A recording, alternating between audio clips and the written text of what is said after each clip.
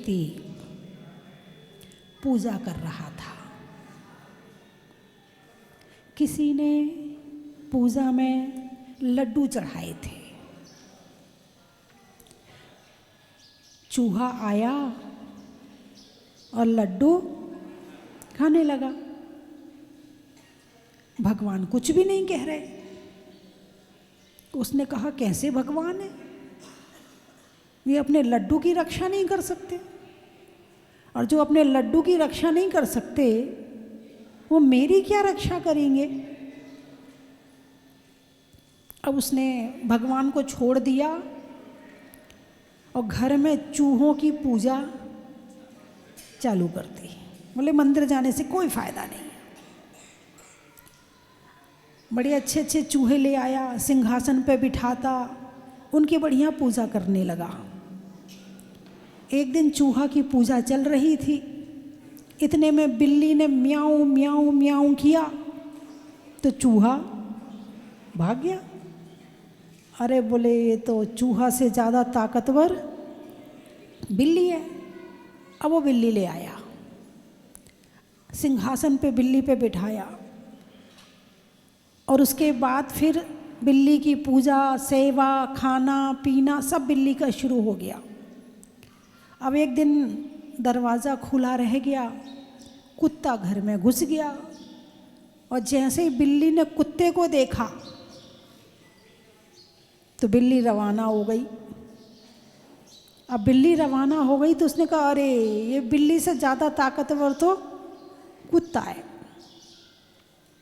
अब रोज़ उसने कुत्ते की पूजा शुरू कर दी।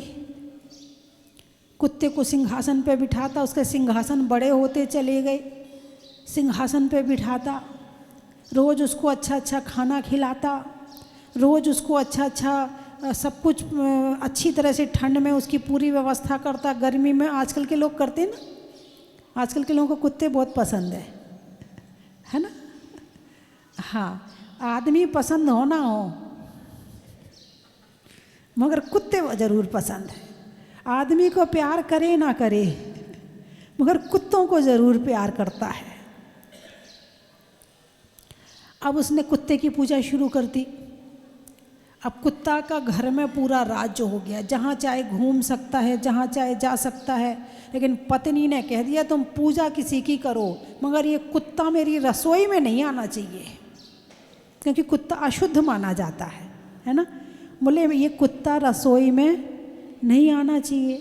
अब इत्तेफाक की बात है, कुत्ता तो कुत्ता है, क्या कुत्ता तो उसे क्या समझ है।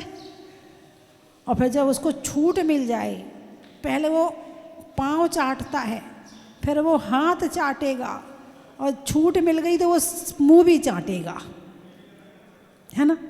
अब पूरे घर में घूमते घूमते एक दिन वो रसोई में पहुंच गया, घुस गया अंदर। पत्नी को गुस्सा आ गया, वो रोटी बना रही थी, उसने वहीं से बेलन फेंक के मारा तो कुत्ता कूं कूं कूं कूं कूं करते हुए बाहर आ गया।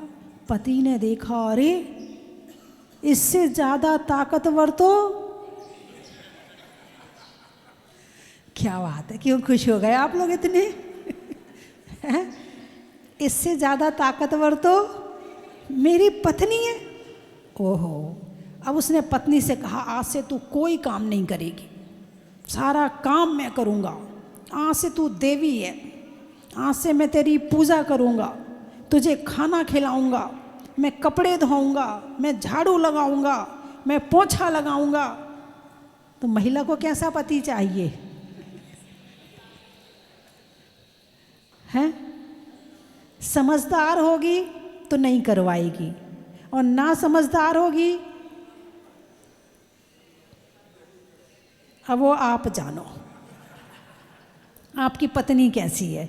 अभी आप बैठे, आपकी तो समझदार होगी, आपकी नहीं करवाती होगी। ये आने वाली पीढ़ी है ना, ये आ रही है, आधा काम मैं करूँ आधा तुम करो, और इस कारण से घर में लड़ाई झगड़े शुरू हो रहे हैं। और यहाँ तक कि बच्चे को रखने में भी बंटवारा होता है। मेरा अकेले थोड़ी, मुँह से कहती है। पहले इस तरह के शब्द मुँह से कभी नहीं निकलते थे, माँ के मुँह से हमेशा कहती थी मेरा बेटा है, कभी कोई माँ नहीं कहती कि तुम्हारा भी है, ये भी, कभी नहीं। अब तो सास को भी तुम्हारा वंश वाला है इसलिए तो कर रही हो, मुझे थोड़ी कर रही हो। अब तो जो मन में आए वो कहती है। अब प्यार व्यार तो गया, अब तो बंटवारा शुरू हो गया है। तो उसने कहा आज से तू कुछ नहीं करेगी, आज से मैं तेरी पूजा करूँगा, तू आराम से रहेगी। खुश हो गई। अब सिंहासन और बड़ा हो गया, अब उसकी पूजा शुरू हो गई। रोज़ उसको सिंहासन पे बिठाता, उसकी पूजा करता, उसे खाना खिलाता, उसके सारे काम करने लगा। अब एक दिन उसको बुखार आ गया। किसको? पति को। किसको?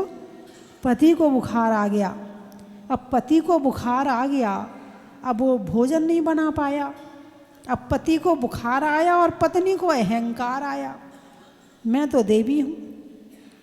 और जिसमें अहंकार ज़्यादा होता है उसमें क्रोध ज़्यादा होता है, जिसमें अहंकार ज़्यादा होता है उसमें बड़कपन ज़्यादा आ जाता है, जिसमें अहंकार ज़्यादा होता है वो अपनी अपनी खूब चलाता है, जिसमें अहंकार ज़्यादा होता है उसे बुरा जल्दी लगता है।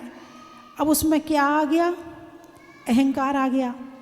अब भोजन का टाइम हुआ तो पत्नी ने भोजन मांगा, तो पति ने बड़े विनय भाव से, हे देवी आज मेरी तबीयत खराब है, आज कृपया आप भोजन स्वयं बना लें, बड़े विनय भाव से कहा। अब पत्नी को आ गया था अहंकार, मैं देवी हूँ, मैं कैसे भोजन बना लूँगी, तुम भोजन बना के खिलाओ।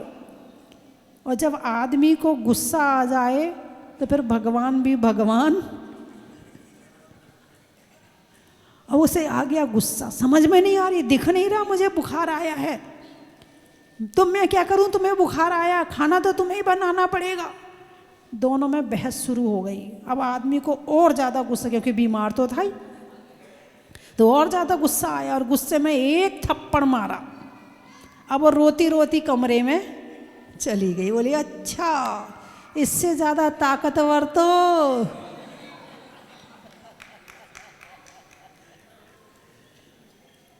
बात समझ में आई कि नहीं आई?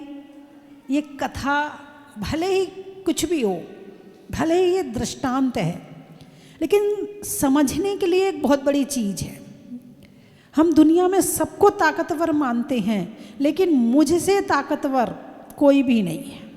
मुझसे का मतलब शरीर की ताकत नहीं, मुझसे का मतलब दिमाग की ताकत नहीं, मुझसे का मतलब देखने की ताकत नहीं, मुझसे का मतलब कान में सुनने की ताकत नहीं। मैं इस ताकत की बात नहीं कर रही हूँ, मैं आत्मा की शक्ति की बात कर रही हूँ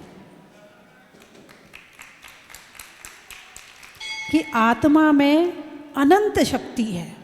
कितनी शक्ति है, हैं? एक बैल में 2 गाय का बल होता है, एक सांड में 10 बैलों का बल होता है, एक शेर में उससे ज़्यादा 10, मतलब बढ़ाते चले जाओ, शेर, अष्टापद, उसके बाद में चक्रवर्ती, चक्रवर्ती के बाद सौधर्मेंद्र, नारायण, प्रतिनारायण, इस तरह बल बढ़ते चला जाता है। और इन सब का बल इकट्ठा किया जाए तो तीर्थंकर की एक उंगली में होता है। जिसकी? तीर्थंकर की एक उंगली में होता है। इतना बल होता है तीर्थंकर में। कहाँ से आया वो बल? कैसे प्रकट हुआ उनका बल? कोई समझ सकता है? कोई सोच सकता है कि उनके अंदर वो शक्ति कहाँ से आई? उनके अंदर शक्ति आई धर्म से। धर्म कहाँ से आया? बाहर से या अंदर से? एक होता है तालाब का पानी और एक होता है कुएं का पानी।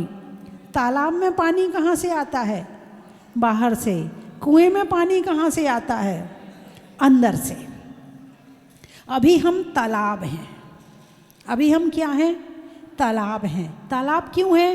क्योंकि हमें नहीं पता कि हमारे अंदर भी पानी भरा है। हम अपने अंदर का पानी निकाल सकते हैं, अभी इस बात का ज्ञान नहीं है। अभी हमारे अंदर तालाब का पानी, स्कूल जाते हैं, कॉलेज जाते हैं, टीवी देखते हैं, पड़ोसी सिखाते हैं, माँ सिखाती है, पिता सिखाते हैं, मित्र सिखाते हैं, जिनवाणी सिखाती है, बस सब जगह से इकट्ठा कर लिया, बस उतना ही ज्ञान है हमारे पास में, इससे ज़्यादा ज्ञान नहीं है। और उसमें भी जितना लेने का क्षयोपशम हो, उसमें भी जितनी लेने की शक्ति हो उतने ही ले पाते हो। ज्ञान तो बरस रहा है चारों तरफ, लेकिन तुम्हारे पास कितना है? जितनी तुम्हारे अंदर क्षमता है उतना ही ले पाते हो। पहली बात, रुचि है उतना। दूसरी बात, और तीसरी बात, तुम जितना व्यर्थ कार्यों से हटके तुम अपने आप को जानने का प्रयास करते हो उतना। अब आप प्रवचन सुन रहे हो, आपको अच्छा लग रहा कि नहीं लग रहा? अरे बोलिए ना, अच्छा लग रहा है। इसका मतलब आपकी रुचि आत्मा में भी है। लेकिन अभी तो है, यहाँ से निकलते ही आप मोबाइल में प्रवचन सुनोगे? नहीं सुनोगे। मोबाइल में भजन सुनोगे? नहीं सुनोगे। गाने चालू हो जाएंगे तुम्हारे, क्योंकि यहाँ ये इस हॉल के अंदर रुचि है तुम्हारी। इससे बाहर निकलती तुम्हारी रुचि चेंज हो जाएगी, घर जाते रुचि और चेंज हो जाएगी। फिर खाने में, पीने में, देखने में, सजने में, संवरने में, नोट में, बच्चों में, परिवार में, मित्र में, रिश्तेदारों में, मकान में, दुकान में, ज्वेलरी में, सोना में, चांदी, फिर रुचि वो उसमें पहुंच जाएगी। एनर्जी तो एक ही है ना हमारे पास, हम चाहे जहाँ खर्च कर दें। भाई नोट आपके पास 1000 रुपये हैं या आपके पास 10 लाख रुपए हैं, अब आपको खर्च करने को दिए गए हैं, तो जिसकी जहाँ रुचि होगी वो वहाँ खर्च करेगा। एक कहेगा भाई मुझे गाड़ी चाहिए, मैं तो गाड़ी लूँगा। दूसरा कहेगा गाड़ी नहीं, मुझे तो मकान खरीदना, मकान नहीं है, चल थोड़े से पैसे और कमा लूँ तो एक मकान खरीद लूँगा। तीसरा कहेगा भाई मेरी पत्नी हमेशा कहती है कि हार लाके दो, हार लाके दो, मैं लाके नहीं दे पाता हूँ, तो चौथा हार खरीद लेगा। पांचवा कहेगा नहीं मुझे ना अपनी बेटी की शादी करनी है, मेरे पास पैसे की कमी थी, अब चलो 10 लाख रुपए आ गए हैं तो बेटी की शादी कर लूँ, है ना। एक कहेगा नहीं मेरी दुकान में माल कम है, चल मैं माल भरवा लूँगा। एक कहेगा नहीं मुझे तो दुकान खरीदनी, अपनी दुकान बनानी है, तो वो कहाँ गया 10 लाख रुपए? सबने अलग अलग खर्च किए ना। ऐसे ही हमारे पास ज्ञान का क्षयोपशम बराबर है, और हम इस ज्ञान को हम लगा कहाँ रहे हैं? एक तो होता है खर्च करना। एक व्यक्ति ने अपनी दुकान में माल भरा, ठीक है, अब वो माल जो भरा है 10 लाख का, अब उसमें से कमाएगा कितना? वो 20 लाख कर लेगा। बोलिए हाँ या ना? करेगा ना। एक ने गाड़ी खरीदी, रिटर्न कुछ मिलेगा? नहीं मिलेगा। एक ने सोना खरीदा, रिटर्न कुछ मिलेगा? हाँ, रेट बढ़ जाएंगे तो मिल जाएगा, और नहीं बढ़ेंगे तो नहीं मिलेगा। ये उसके ऊपर, ये तुम्हारे हाथ में नहीं है, ये तुम्हारे हाथ में नहीं है। उसी 10 लाख से तुमने लड़की की शादी कर दी, कुछ मिला? नहीं मिला। यानी किसने कहाँ पैसा खर्च किया?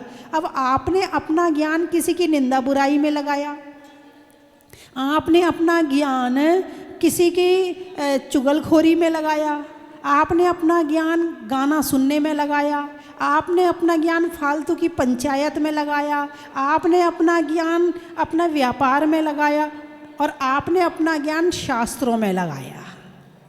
अब ज्ञान का रिटर्न कहाँ से मिलेगा? शास्त्रों के ज्ञान से। कहाँ से मिलेगा? शास्त्रों के ज्ञान से आपको बहुत रिटर्न वापस मिलेगा। और किसी से आप पड़ोसन से कितनी बातें कर लेना, खर्च करके आए हो। जहाँ भी जाओगे अपने शास्त्रों के अलावा बाकी जगह हम अपना ज्ञान खर्च कर रहे हैं, मिलना कुछ नहीं है। बात समझ में आई कि नहीं आई? तो तालाब और कुआं, तो अभी क्या है? तालाब है। कुआं कैसे खोदे? शास्त्रों के ज्ञान से, प्रवचन से, भक्ति से, दर्शन से, पूजा से, ध्यान से, माला से, जाप से। इन सब से क्या होगा? हम अपना ज्ञान अपने अंदर और ज़्यादा प्रकट कर लेंगे। मान लो हमने कुआं खोद लिया, और जिसने कुआं खोद लिया अब उसे तालाब के पानी की ज़रूरत नहीं है। जब दीक्षा होती है तो सागर शब्द लगाया जाता है पीछे। क्यों लगाया जाता है? अब उनका ज्ञान कुआं में से भी ज़्यादा हो गया, कुआं से भी ज़्यादा हो गया। क्या बन गया? सागर बन गया। अब ये क्या करेंगे? अब ये केवल खुद के लिए जी रहे हैं। अभी तक क्या था? बच्चों का मुंह देख रहे, इसका मुंह, उसका मुंह, सबके लिए जी रहे थे। अब वो अपने लिए जी रहे हैं। हाँ, थोड़ा टाइम मिल जाता है तो आपको भी दे देते हैं, प्रवचन भी कर देते हैं, थोड़ा आपको देख के मुस्कुरा भी लेते हैं, आपको देख के आशीर्वाद भी दे देते हैं। कभी आते हो तो पूछ भी लेते कहाँ से आए हो भाई, थोड़ा सा। तो इस तरह से थोड़ा टाइम जो बचता है वो आपको दे देते हैं। लेकिन ज़्यादा से ज़्यादा समय अपने लिए ही लगाते हैं। उसमें क्या करते हैं? अभी हम कुआं खोद रहे हैं। अभी सागर जितना ज्ञान है नहीं है, लेकिन कुआं खोद रहे हैं। अब खोदते खोदते खोदते खोदते एक दिन ये होगा कि हमारा ज्ञान सागर के समान बन जाएगा। बात समझ में आई कि नहीं आई? तो शक्ति किसके पास है? ज्ञान बढ़ाने की शक्ति स्कूल से मिलती है क्या? ज्ञान बढ़ाने की शक्ति कॉलेज में मिलती है क्या? भाई ज्ञान का मतलब है कि ज्ञान आने के बाद विनय आ जाए, ज्ञान आने के बाद ज्ञानी जैसा लगे वो। ज्ञानी किसे कहते हो? जिसके अंदर विनय हो, प्रेम से बात करता हो, अच्छी बातें करता हो, निंदा बुराई ना करता हो। ज्ञानी आप, हमने कहा ज्ञानी। अब आप उसकी क्या कल्पना करेंगे, क्या इमेज बनाएंगे उसकी कि ज्ञानी व्यक्ति कैसा हो सकता है? चेहरे पर तेज होगा, है, आँखों में शर्म होगी, विनयवान होगा, गंभीर होगा, जल्दी से क्रोध आदि नहीं करेगा। ज्ञानी से आप यही हैं? तो कॉलेज में जाके ज्ञानी बनते हैं क्या? किसी ज्ञानी को आपने सिगरेट पीते देखा क्या? किसी ज्ञानी को आपने शराब पीते देखा क्या? तो ज्ञान आने के बाद व्यसन से रहित हो जाते। और वर्तमान में जो ज्ञान आ रहा है वो 6वीं 7वीं के बच्चे, 8वीं के बच्चे व्यसन करना शुरू कर देते। ये है तुम्हारे स्कूल के ज्ञान का फल। लड़ना शुरू कर देते हैं, बुरे काम शुरू कर देते हैं, घर वालों से लड़ते हैं, घर वालों का पैसा बर्बाद करते हैं, फैशन में चले जाते हैं। ये है आजकल का ज्ञान कि बच्चे और माँ बाप रो रहे हैं बैठ के कि हमने पढ़ा, हमने इन्हें लायक क्या बनाया, ये तो हमें नालायक समझने लगे। मम्मी चुप रहा करो, हमारे दोस्तों के सामने बोला मत करो, आपको बोलना भी नहीं आता है। हाँ, आप हमारे साथ नहीं जाओगी मार्केट में, अच्छा नहीं लगता। आपके साथ मार्केट जाते हैं तो आप साड़ी पहन के जाती हो, हमें अच्छा नहीं लगता आप साड़ी पहन के जाती हो। अरे बोलिए ना, हैं? जिनने तुम्हें चलना सिखाया, जिनने तुम्हें बोलना सिखाया, जिनने तुम्हें लायक बनाया, तुमने उन्हें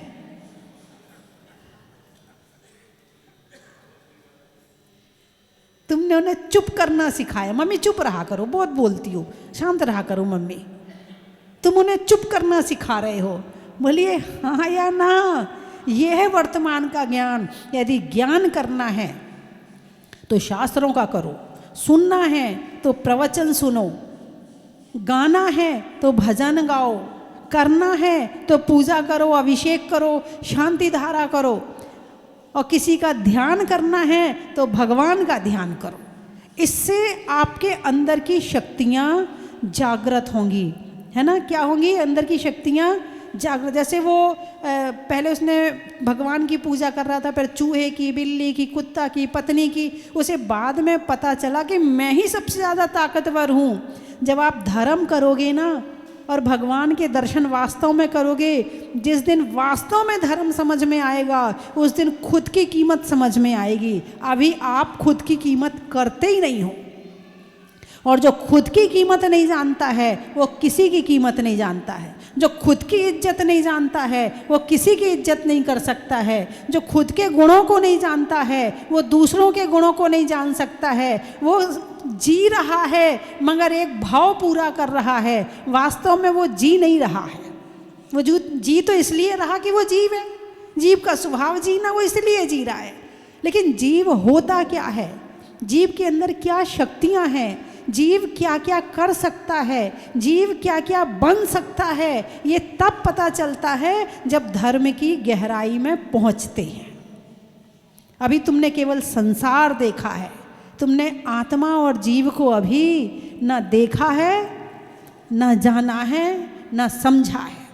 जिस दिन समझ लोगे उस दिन तुम दूसरों से बकबक करना बंद कर दोगे, उस दिन तुम खुद से बातचीत शुरू कर दोगे, उस दिन तुम ध्यान में बैठ जाओगे। उस दिन लगेगा नहीं क्या संसार में फालतू बातें मारना, क्या संसार में फालतू देखना, इनको देखते देखते तो आंखें खराब हो गई। क्या इस संसार को देखते देखते आंखें खराब हो गई, फिर भी मन नहीं भरा क्योंकि खुद को नहीं जाना था, तो चश्मा लगा के देखना शुरू कर दिया। सीरियल में कलाकार अच्छे से नजर ना आए, भाई उसकी ना वो कान के नजर नहीं आ रहे, जरा चश्मा तो ला, उसका गले का नजर नहीं आ रहा, जरा चश्मा लेके आ। चश्मा लगा लगा के देखेंगे, आंखें खराब हो गई। आंखें कह रही मत देखो, मगर पाप कहता है देखो, कर्म का उदय कहता है देखो, हैं? कान खराब हो गए, फिल्मी गीत सुनते सुनते, निंदा बुराई सुनते सुनते, चुगली सुनते सुनते, यहाँ वहाँ की सुनते सुनते कान खराब हो गए। अब सुनाई नहीं पड़ता तो भी मशीन लगा लगा के सुनेंगे। अभी तो इसमें ही लगे पड़े हैं। अपनी आत्मा की शक्तियों को पहचानो, अनंत शक्ति है। ये चूहा, बिल्ली, कुत्ता, पत्नी, अभी तो इनकी शक्तियों को पहचान रहे हो, इनको छोड़ो, अपनी शक्ति पहचानने की कोशिश करो कि तुम्हारे अंदर कितनी ताकत है। मैं बताऊं आपके अंदर कितनी ताकत है? अरे बोलिए ना, अरे बोलिए ना, आप बोल ही नहीं रहे हो, जोर से बोलो ना। बता दूं कितनी ताकत है? जितनी भगवान के अंदर है। बस ये समझ लो कि जितनी ताकत भगवान के पास है उतनी ताकत तुम्हारे पास है। और जो ताकतवर होता है उसे कोई परेशान नहीं करता, डरता है। घर में दो लड़के, एक ज़्यादा लड़ाई झगड़े करता है, एक सीधा सा है, जब काम गड़बड़ होता तो किसको डांटोगे? टेढ़े वाले को क्यों नहीं डांटोगे? अरे मत उलझना उससे, मत बोल उससे, वो चार जवाब देगा अभी, मत बोल उससे, रहने दे। हैं? जो ताकतवर होता है लोग उसे परेशान नहीं करते हैं। हाँ या ना? अब भगवान को कोई परेशान कर सकता है क्या? नहीं। क्यों? क्योंकि अनंत शक्ति प्रकट हो गई है। कौन सी शक्ति प्रकट हो गई है? अनंत शक्ति। शक्ति ही सुख की रक्षा करती है, शक्ति ही सुख की रक्षा करती है। जब भगवान की अनंत शक्ति प्रकट हो गई तो उनका अनंत सुख भी प्रकट हो गया। अब उनको कोई परेशान नहीं कर सकता है। हाँ, आजकल के लोग धन कमाते हैं। क्यों कमा रहे भैया? धन आएगा तो कम से कम लोग परेशान तो नहीं करेंगे, हमारी रक्षा हो जाएगी। लोग धन से अपनी रक्षा करना चाहते हैं। कितने दिन कर लोगे? कितने दिन कर लोगे? हैं? यदि रक्षा होगी तो धर्म से होगी। धर्म रक्षा करता है। तो अनंत शक्ति यानी धर्म, अनंत सुख यानी धर्म, अनंत ज्ञान यानी धर्म, और अनंत वीर्य, अनंत दर्शन यानी धर्म। तो धर्म करते हैं तो उससे हमारे अंदर की शक्तियाँ प्रकट होती हैं। तो अंदर की शक्ति प्रकट करने का माध्यम क्या है? धर्म है। और आप क्या मांगते हो भगवान से?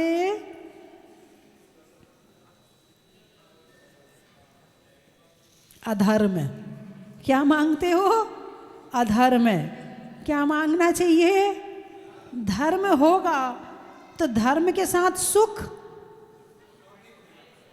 धर्म के साथ सुख जोड़ा है। जोड़ा क्या है? जोड़ा है। जहाँ धर्म है वहाँ सुख है, और जहाँ सुख है वहाँ धर्म है। तो मिथ्या दृष्टि के सुख को मत देखना, क्योंकि ये लक्ष्मी तो पापी के पास भी होती है। सुत दारा और लक्ष्मी पापी के भी होए। सुत दारा, सुत यानी पुत्र, दारा यानी स्त्री, और लक्ष्मी यानी धन। ये तो पापी के पास भी होते हैं। सुत दारा और लक्ष्मी पापी के भी होए, ये तो पापियों के पास भी मिल जाते हैं। यदि धन की कमी हो तो अपने आप को पापी मत समझना, धर्मात्मा बनने की कोशिश करना। धन कम हो जाएगा चल जाएगा, लेकिन धन ज़्यादा है और धर्म नहीं है तो सुख नहीं होगा। अच्छे अच्छे बड़े घरों में जाके देख लेना सुख है कि नहीं है। जहाँ धर्म है वहाँ सुख है, चाहे धन कम हो जाए कोई दिक्कत नहीं है। तो किसकी कोशिश करना चाहिए? अरे बोलिए ना। आज से गाड़ी में जाओगे तो क्या सुनोगे? फिल्मी गाना क्या सुनोगे? अरे बोलिए ना, पक्का हाथ उठाकर बताओ। तीर्थ यात्रा पर आए हो, आपको रिजल्ट बता दो, पहले भी बताया फिर बता देती इसका, कि गाड़ी में जब आप तीर्थ यात्रा पर जाते हैं तो क्या सुनना चाहिए वो बता देती, क्यों सुनना चाहिए ये बता देती, फिर आपको समझ में आ जाएगा। मैं उस मंदिर में जब भगवान थे छोटे वाले उसमें कमरे में, तो मैं वहीं बैठी थी। उस दिन भीड़ कम थी, गर्मी ज़्यादा थी, भीड़ कम थी, दोपहर का समय था, मंदिर में मैं अकेली थी। तो एक माँ और एक बेटे, बेटा करीब 6-7 साल का रहा होगा। अब वो आया, अब माँ को तो पता ही है भगवान है, ठीक है। अब वो बच्चा आया, मुझे नींद ना आए, मुझे चैन ना आए, मुझे नींद ना आए, मुझे चैन ना आए। उसकी मम्मी ने एक चांटा मारा, मंदिर में गाना गाते हैं क्या? अब बच्चा तो बच्चा है, उसे तो पता ही नहीं। तुम्हारे जैसे 2 मुंह वाला तो अभी वो है नहीं, अभी तो वो सरल है, उसे छल कपट तो आता नहीं कि मन में कुछ और हो और मुंह में कुछ और हो। उसके दिमाग में गाना चल रहा है तो मुंह में गाना, उस महिला के मन में भले दिमाग में गाना चल रहा हो मगर वो मुंह से नहीं गा रही, क्योंकि उसे पता मंदिर है। ऐसा क्यों हुआ? कोई बता सकता है? क्या बात है, आप समझदार हैं, आपने जान लिया कि मंदिर में आकर बच्चे ने गाना क्यों गाया, क्योंकि वो गाड़ी में उतरते समय उसी गाना को सुन के आया था, है ना। तो ऐसे ही यदि वो भजन सुन के आता तो क्या गाता? यदि वो भजन सुन के आता तो क्या गाता? भजन गाता। जब आप तीर्थ यात्रा पे जाते तो क्या सुनना चाहिए? भजन क्यों सुनना चाहिए? ताकि आप गाड़ी से उतरे तो आपको परमात्मा की भक्ति एकदम से अटैच हो जाए, उसमें देर ना लगे। अब दिमाग में चल रहा मुझे नींद ना आए, और तुम होना चाहते भगवान से अटैच नहीं हो पा रहे, तो इसके लिए ज़रूरी है कि आप गाड़ी में भजन सुनते हुए आए। अब समझ में आ गया? अब क्या करोगे? सुनोगे ना? अब चलो, बहुत अच्छे लोग हैं। हमारी युवा महिलाओं ने कह दिया, लड़कियों ने कह दिया, बहुत अच्छी बात है। क्या सुनना? भजन सुनना है ना। गाड़ी में क्या सुनना है? छोटे बच्चे कहाँ हैं?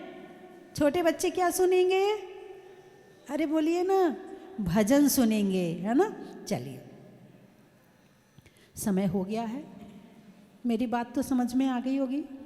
अब समाप्त करूं? नहीं करूं? अरे आप तो सब टीवी में सुनते हैं ना, आपके घर आके सुना दूंगी, आपके मोबाइल में सुना दूंगी, जहाँ बैठे रहोगे वहीं सुना दूंगी। करने में अभिव्यक्ति का, छोड़ने में आसक्ति का, और आत्मा की शक्ति का, बड़ों की बात मानने का, अपनी अपनी नहीं तानने का, और अपनी आत्मा की शक्ति पहचानने का बड़ा ही महत्व है। हिंदी में मात्रा का, स्कूल में छात्रा का, आज आपकी जहाजपुर की यात्रा का, स्वभाव में नर्म का, भोजन में गर्म का, और जीवन में धर्म का। बड़ा ही महत्व है। डंडा में गिल्ली का, त्रयंचों में बिल्ली का, कहानी की बिल्ली का, और आने वालों में दिल्ली का।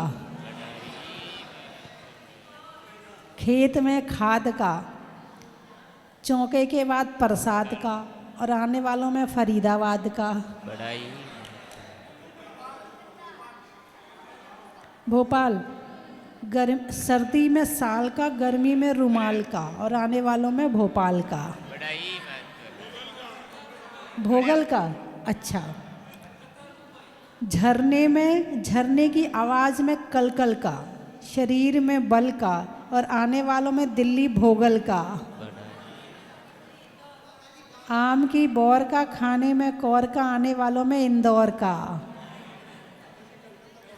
कलकत्ता बम्बई, कलकत्ता में बम्बई है क्या?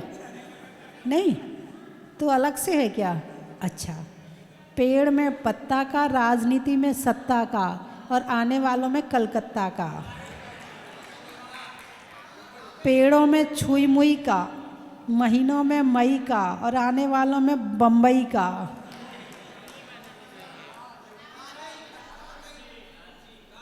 गांगई, नागई, गागई, अच्छा ठीक है। रजाई में रुई का, इंजेक्शन लगने पे उई का, और आने वालों में गांगई का। ही महत्व है। हैदराबाद खेत में खाद का, भोजन में सलाद का, और आने वालों में हैदराबाद का। बड़ा ही महत्व है। दाहोद बच्चों के लिए माँ की गोद का, होने में बोध का, और आने वालों में दाहोद का। बारसोई, अच्छा।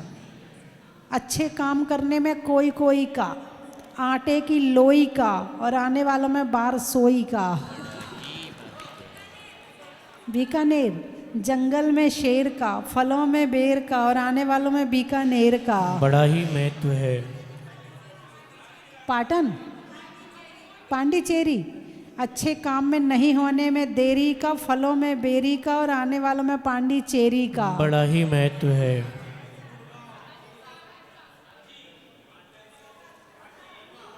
गुड़गांव नदी में नाव का, अच्छा। नदी में, आप तो देहरादून से आए हैं?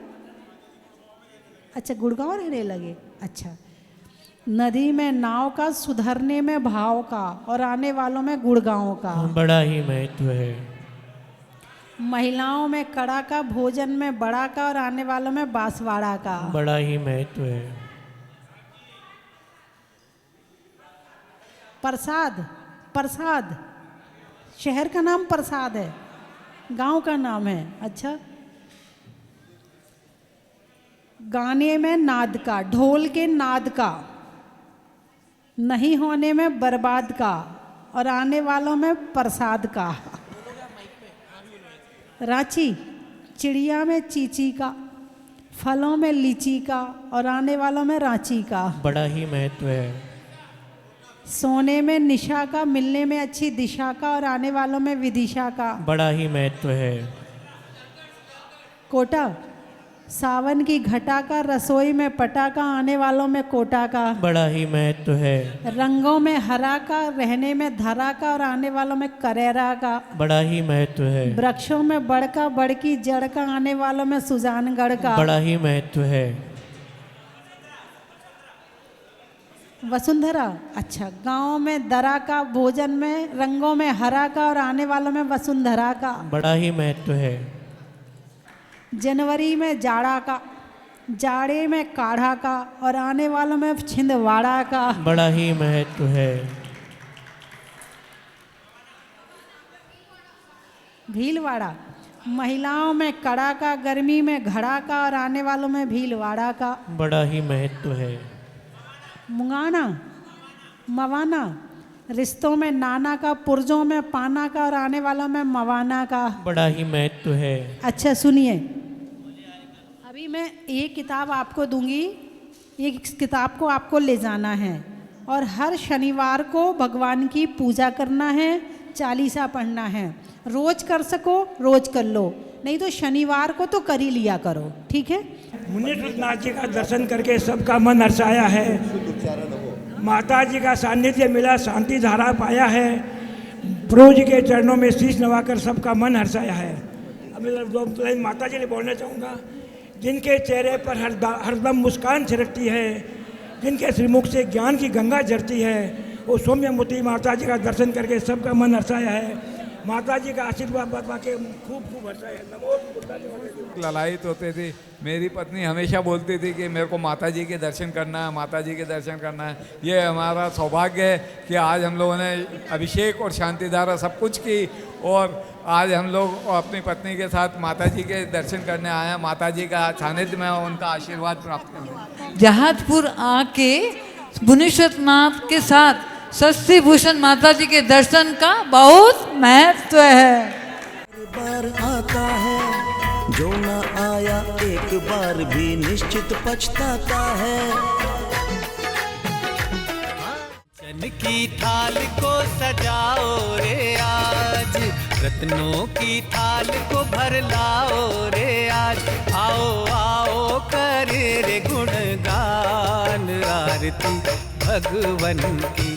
आओ आओ करे गुणगान आरती भगवन की। आओ आओ करे रे गुणगान आरती भगवन की।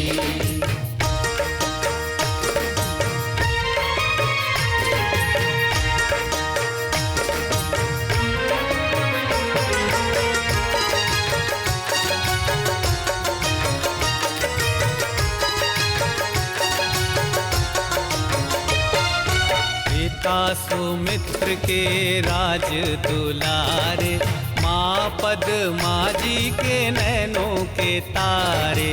पिता सुमित्र